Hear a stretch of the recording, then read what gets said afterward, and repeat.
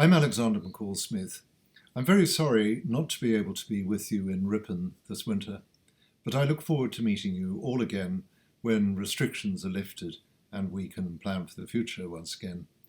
In the meantime, I have a reading to share, which I hope will help to lift the spirits. This is the 14th volume in the 44 Scotland Street series, A Promise of Ankles, and this excerpt is from the final chapter. Domenica, one of the principal characters, is having a dinner party, and at this dinner party, somebody asks her about happiness. "What about you, Domenica?" Torquil said. "When was the happiest period of your life?" Domenica hesitated, but she knew exactly when that was. "When I was doing my early fieldwork," she said. "I was in my mid-20s, Papua New Guinea. It was so exciting. I had very little responsibility in life, just to get up in the morning and do my fieldwork. And the mornings were so beautiful. I remember birdsong.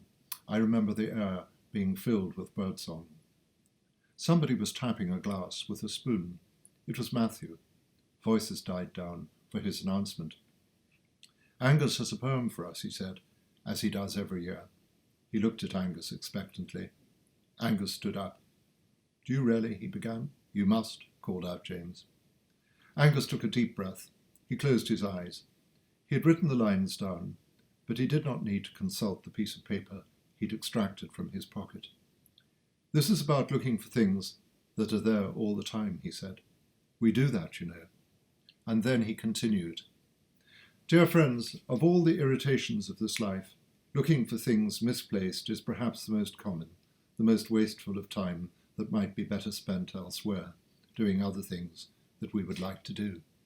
I've lost my keys and then recovered them 3 times in one day, have searched long and hard for the handkerchief that was always in my pocket, have wasted hours trying to remember where I read this or that, a memorable line of poetry that isn't where I thought it was.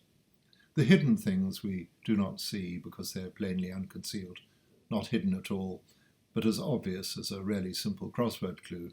These things we need to learn, are always there, ready to be seen if only our eyes were open. Friendship, love, brotherhood, the things we want for Scotland so very much, it hurts. These things are there, and always have been. We've not misplaced them, but not looked hard enough, have not looked hard enough." He sat down. Nobody spoke. Elspeth looked at Matthew, who reached out to touch her arm gently. Sister Maria Fiore de Montagna looked at Antonia, who nodded in agreement with what Angus had said, if she understood him correctly. Dave looked at Torquil, who returned his gaze with a smile. Nicola gave Stuart a look of sympathy, the look of a mother who knows that her son has suffered. He bit his lip. He might have cried, but would not. He would eventually find whatever it was that he was looking for. Love, he supposed, like everybody else.